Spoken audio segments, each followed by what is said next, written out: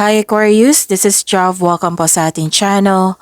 By the way, Aquarius, this is your weekly Kabayta reading from August 4 to 10, 2025. Gamitin ang reading na ito bilang kabay lamang. Kung naka-resonate kayo, comment down. Kung hindi kayo naka-resonate, ibigay niyo po sa iba kasi general reading po ito. This is for you, Aquarius.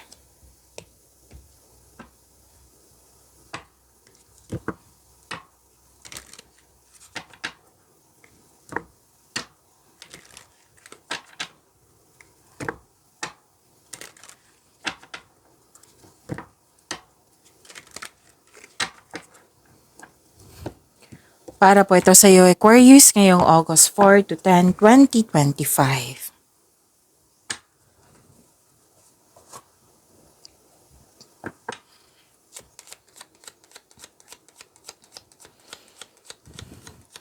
Maraming salamat po sa inyong patuloy na suporta. Maraming salamat din po sa mga nag-donate. At sa mga hindi nag-skip ng ads, maraming salamat po. Sa mga hindi pa nag-subscribe, subscribe na po kayo at click bell notification para malaman nyo na may bago tayong video. Para sa mga gusto magpa-reading, comment po kayo ng personal reading. Again, comment kayo ng personal reading and check my reply sa comment section.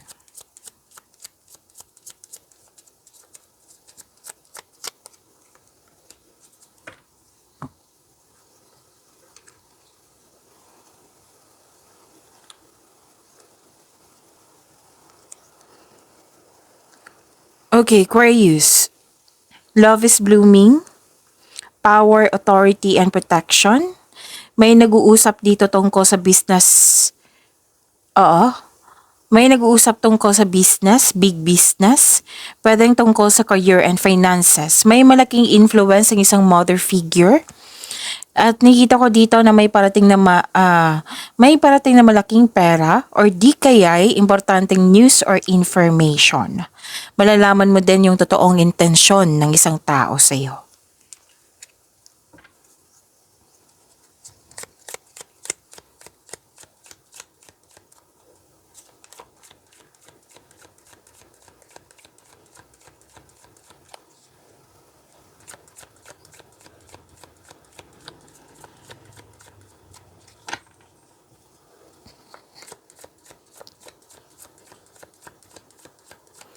Energy po ni Aquarius. Ngayong August 4 to 10, 2025.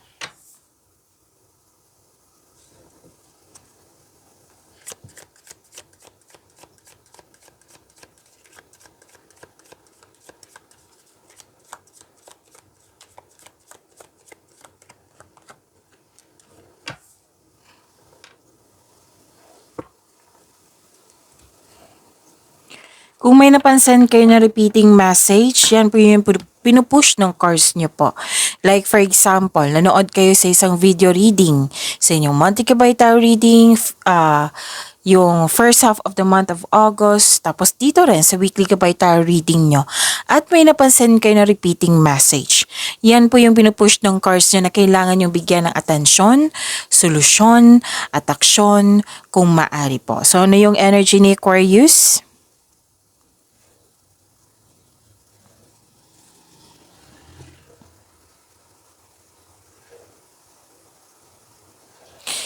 May ganap na challenges or struggle, pero buong tapang mo itong harapin. Katapangan at kumpiyansa sa gitna ng anumang klaseng atake. May ganap din na pinagtanggol mo yung kaibigan mo o miyembro ng pamilya laban sa iba. So paalala ng card niyo po dito, Aquarius, na ang pagtutok sa problema ay magdudulot sa iyo ng pagtigil. Kung may conflict kayo sa isang tao, mag-usap kayo. Paalala din to ng cards nyo po. Habang nagsasalita ka, makinig siya. Magsasalita siya, makinig din kayo. Para magkasundo kayo. Okay? And kung ano man tong challenges na kinakaharap nyo ngayon, ma-overcome nyo po ito, sabi po ng card. Okay? And Wow, may ganap na negotiation po. Any kind of negotiation po regarding sa career and money nyo. Magkakaroon po siya ng successful agreement. May nakita nga akong ilan sa inyo kontrata to. Yes, magkakaroon po siya ng successful agreement. Challenges may arise po. Temporary lang po ito. Ma-overcome nyo po ito. 7 ng card nyo po. At nakita ko dito ng ilan sa inyo na gumawa ng strat plan. Okay?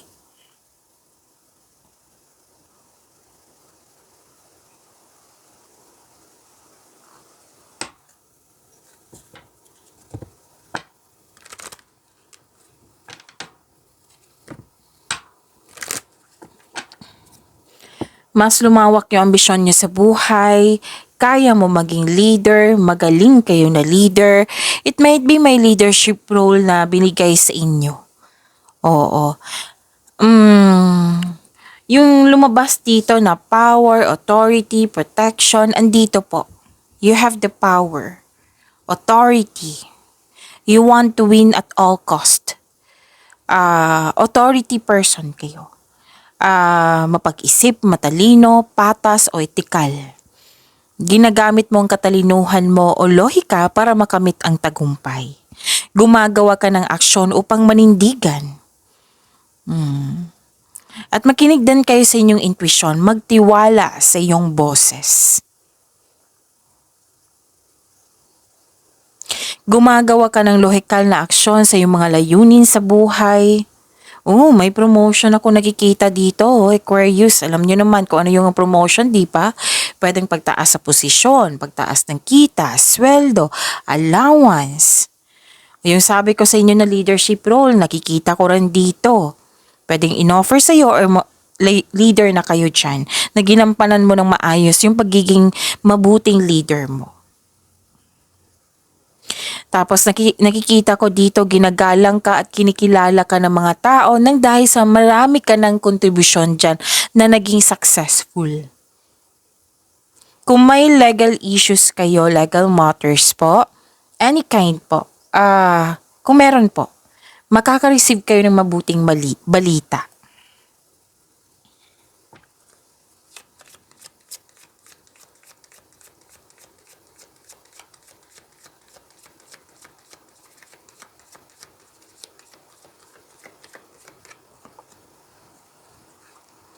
You're very close to achieving your goal. Wow.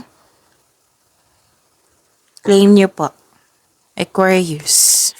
You're very close to achieve your goal. Okay.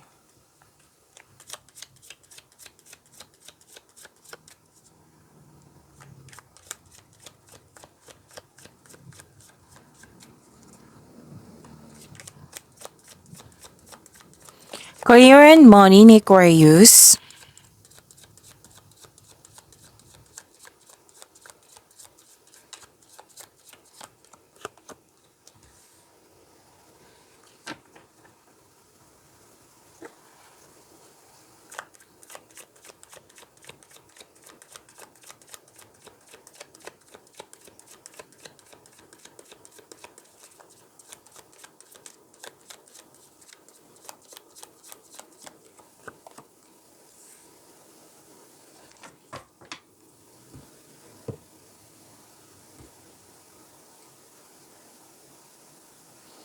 Okay, sa career and money niyo po. Nakikita ko dito, you are very inspired. Dalawang card kasi nagsabi dito, Aquarius, na busy kayo. So, prepare yourself na magiging busy kayo. More on creativity, nag-initiate kayo dito, aksyon to, new beginning din to. May parating po na exciting na ganap, chances, nakaka-inspire na chances upang palawakin ang iyong negosyo, ang iyong trabaho. Pwede din pagsisimula ito ng bagong pagsisikap. Naging masipag ka at naging creative ka sa mga ginagawa mo dyan. Dahil nito, mapapansin ito ng mga tao. Soon, magbubunga ang iyong pagsisikap at dahil sa achievement na ito, magkakaroon po ng financial growth and stability. Isang importanteng simulain, pagsasapalaran, pagpaplano, may darating na isang pwedeng bagay, yung pagkakataon, pwedeng tao to na mas maging inspired ka.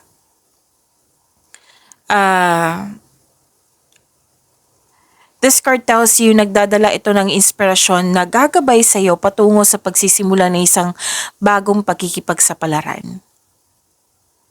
Pwedeng bagong proyekto to or paglalakbay, pagsisimula ng isang koneksyon sa isang tao, pagsisimula ng isang negosyo, yan.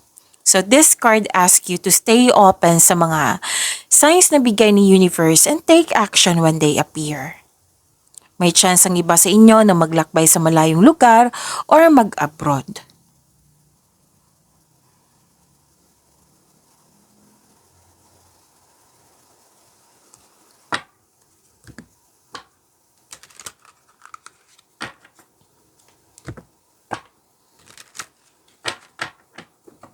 Success and new doors opening.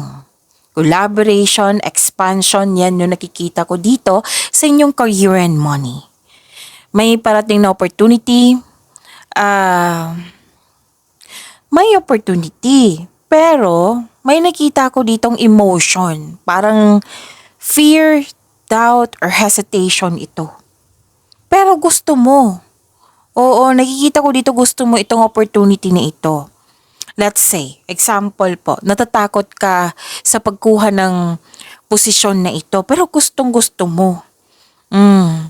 So, sabi ng card, ipakita mo sa kanila na gusto mo ito, na available ka, at interested ka sa binigay na offer sa iyo. Okay? So, kailangan lang po dito, sabi ng card, kailangan lang po ng i-increase yung confidence mo. Kailangan mong labanan yung takot mo. And this will lead you to grow and expand. Alam nyo ba, lahat ng signs gusto ng growth and expansion. Nasa iyo, oh. Claim nyo po, Aquarius. Work your skills. Gamit na gamit yung skills mo ngayon. So, this card asks you to accept this offer, accept this project. And face it with confidence. Kasi alam na alam mo yung gagawin mo eh. Para mawala yung fear, doubt, hesitation na yan. Gawa kayo ng konkretong plano. Kasi kung pagbabutihin po itong binigay sa inyo, mas makilala ka. Mas magkakaroon siya ng positive outcome sa binigay na offer sa inyo, di ba? Tatanggapin nyo, tapos galingan nyo, makafocus kayo, nagbigay kayo ng tiyaga, tapos nagkaroon siya ng positive outcome. O, ang dahil niyan, dadagsa yung opportunities. Sabi yan ng card. This card tells you na nasa next level ka ng prosperity na matagal mo nang hinintay. Kaya yung offer sa inyo, huwag niyong palampasin kung pwede lang po.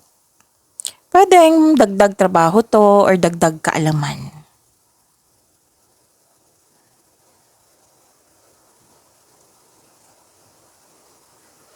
Nakikita ko rin dito ang pagiging generous mo. Generosity. You're sharing your resources. Nagkaroon ng pagkakaisa. Makaka-receive ka ng malaking pera. So, nag-confirm po siya. Nag-clarify po siya ha. Claim nyo po. From here to here, makakatanggap kayo ng malaking pera. Pwede din return investment ito, Aquarius.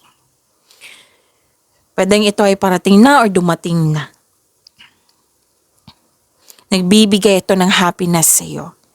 So, another card na nagsabi dito na may promotion. Claim nyo po. This card asks you to consider helping someone at work. Oo. Pwedeng makaka-receive kayo ng pera. Pwede din regalo. Pwede din po tulong. Recognition. Kitang-kita kong yung recognition dito. Ilang cards na po ito. Kasi nga, na nagkaroon ng tagumpay. Nakilala ka nga.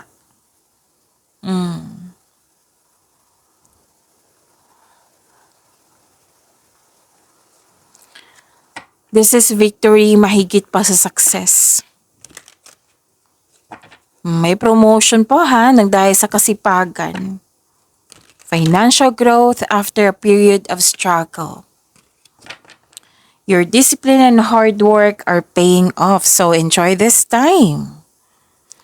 So may magandang balita na parating or may bagay na matutupad. So may good news din ako nakikita dito after a period of struggle. Nagsumikap ka at deserve mo itong tagumpay na ito. So allow yourself to shine in this moment. Aquarius.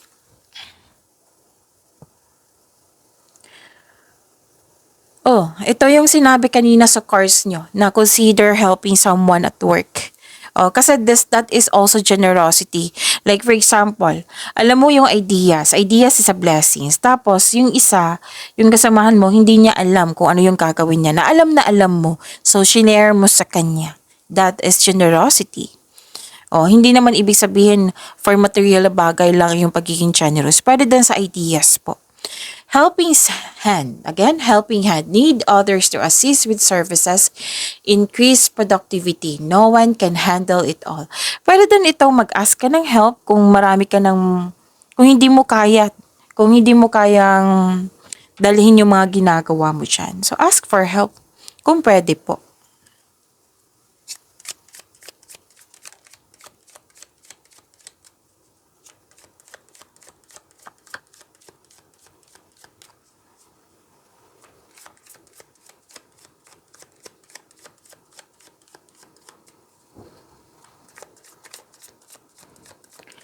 Love life, self-love, partnership, and romance ni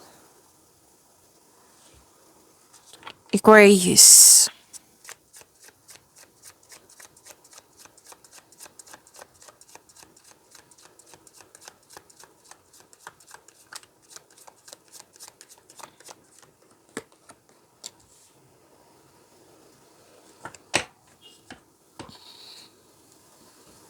Okay.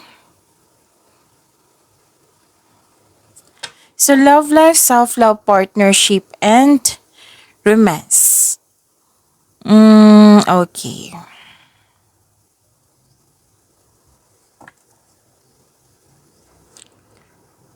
Truth-seeking, assertiveness, nanindigan, oo. Pwedeng ikaw ito ha, pwedeng siya. O kasi may air signs din ako nakikita dito na energy. May isang taong humahabol sa'yo ng labis. Or may parating na isang tao, bagong tao, pwedeng bagong tao ha, na masyadong malakas ang energy. It might be this is makulit, masyadong mabilis, mabilis kung aggressive, pwede. Sabi ng card, kilalanin mo ng mabuti. Okay? Kilalanin mo, use your intuition, kilalanin mo ng mabuti. Sabi ng inyong card.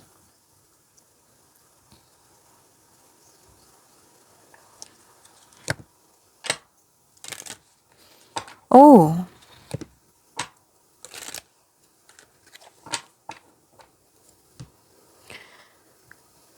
Sa mga single, gusto nyo munang makipag-date sa ilang tao bago pumasok sa exclusive relationship. Mas mainam talaga na kilalanin mo muna kung swak ba kayo sa isa't isa, di ba? Aquarius, habaan nyo po yung pasensya mo kasi may makulit talaga na energy dito. May makulit na energy, parang naiirita ka dito na tanong ng tanong sa'yo. Like for example, Aquarius, yung pinsan mo, may jowa na, ikaw, kailan ba? Aquarius, ikakasal na yung pinsan mo, ikaw, kailan ba kayo ikakasal? Yun. Yung mga nagko-compare, competition nga, rivalry. That is considered competition rivalry. So, kailangan lang po ng habaan ng pasensya kung pwede, umiwas na lang or put limitation. Basta sikapin nyo lang po na wag mainis. Oo, kasi I think this person is nature what I meant is natural na sa kanya. Oo, na tanong ng tanong, mahilig mag-compare, yan. So, wag nyo i-spend yung energy mo sa sa ganyan, like naiinis kayo, instead, i-divert nyo, like, put limitation. Kayo nang bahala niyan, basta sikapin nyo mag-create, huwag kayo mag-create ng negativity. Okay? Kung pwede, huwag na lang mag-response kung ayaw mo nyo talaga. So, nakita ko naman dito, may happiness and fulfillment. Sa mga single dito, sobrang saya mo kasi gusto ka rin ng taong gusto mo. Sa mga relasyon sa buhay mag-asawa, yes, masaya kayo at satisfied. Maaaring makatanggap kayo ng sustento or kayo ang nabigay ng sustento. Okay?